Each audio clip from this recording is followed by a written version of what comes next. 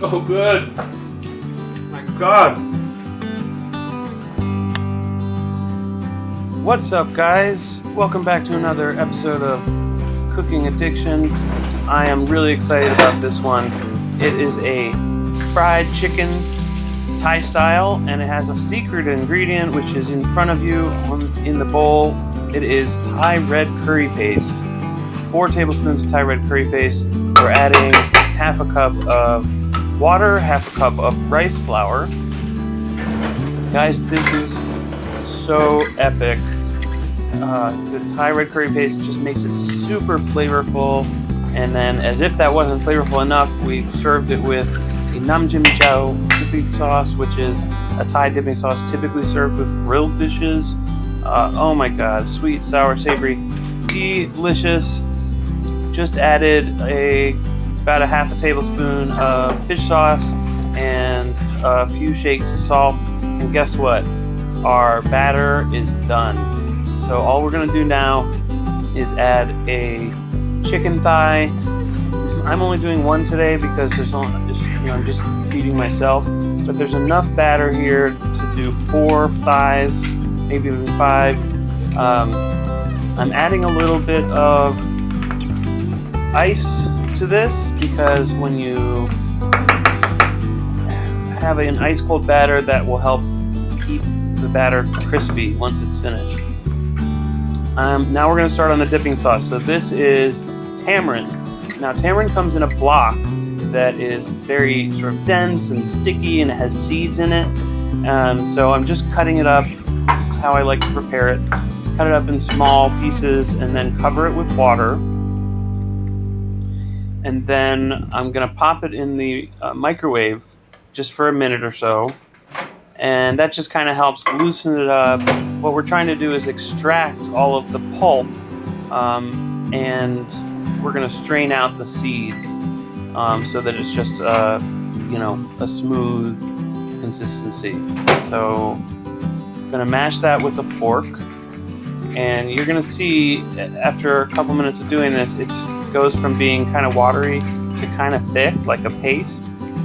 And once you get there, that means you've really extracted enough, and so we're going to strain it. Now this takes a little while, a couple minutes. Just push it through with a rubber spatula, and what I found is you'll be amazed at how much will come out, even when you push it all through and then you scrape the bottom like this.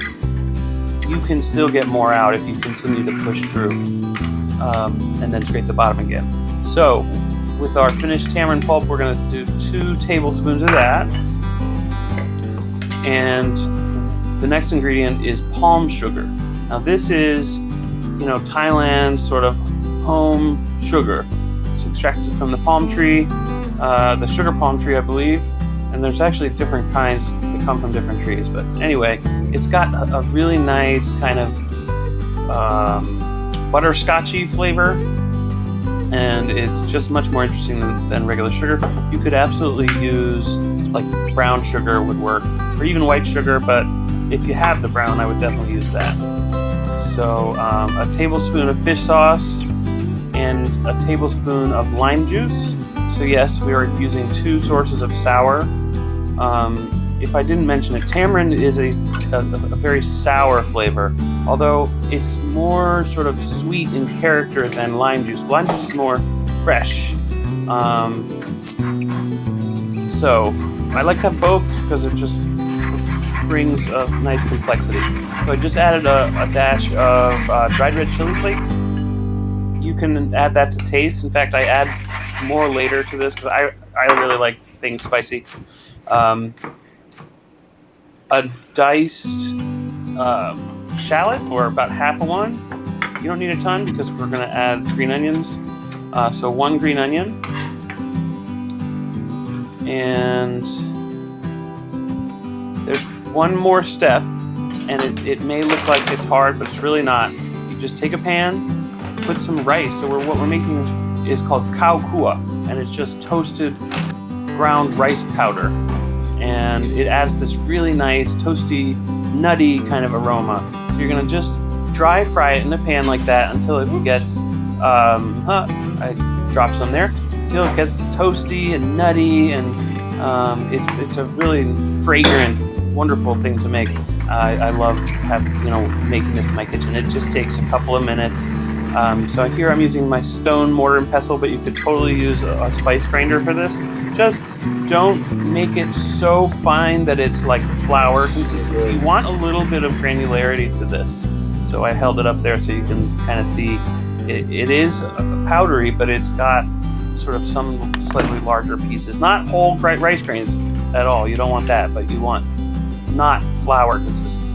So we want to do a couple tablespoons of that. You could do 1, you could do 2. I like it a lot, so I put 2. And like I said, this brings a nutty flavor. It also brings kind of a thicker, it acts as a thickener, so it'll coat your chicken really well. Okay, so we're ready to fry up some chicken. So I brought the temperature up to 350, and we're actually going to fry this twice. And it fries really, really fast. So I just left this in the oil for maybe a minute or 2 until it was pretty much golden brown. I'm using chopsticks to flip it over here. You do want to flip it over so that you get even browning. You don't want it to burn on the bottom, so do flip it over. I wouldn't use chopsticks though. I would use like a slotted spoon would be perfect, or tongs would work really well too. Okay, so after that was nice and golden brown, I took that out. And so what we're going to do is just put that aside for a couple minutes until our oil comes back up to 350. And the reason this is frying so fast is these are boneless, skinless chicken thighs, okay? Yes, you could use chicken breasts, but personally I don't like chicken breasts. They get dry really fast, and they don't, it's hard to keep them juicy. I also find thighs are more flavorful. I wouldn't actually use this recipe for bone-in chicken because the breading of the batter gets browned very, very quickly, and you really need to be able to leave bone-in chicken in the oil for a while to cook it through. So I really don't recommend using this batter. You could change the batter, but this is all rice and rice flour, and so it does brown quite quickly. Oh my God, this chicken is insane. You have got to try it. Here's our dipping sauce. I did forget to add cilantro to the dipping sauce. I'm just going to add that real quick.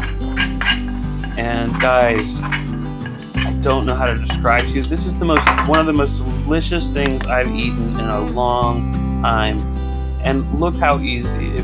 Yes, it involves some frying, but that's it. It's really not very hard. It involves a couple things like making the tamarind pulp and making the rice powder. But those are things that, if you make Thai food, which I make a lot of Thai food, you're gonna be wanting to learn how to do those things anyway.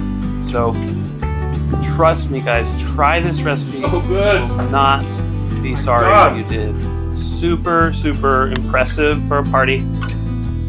Guys, if you like the video, please click to subscribe, give me a thumbs up, and thank you so much for watching. We'll see you next time.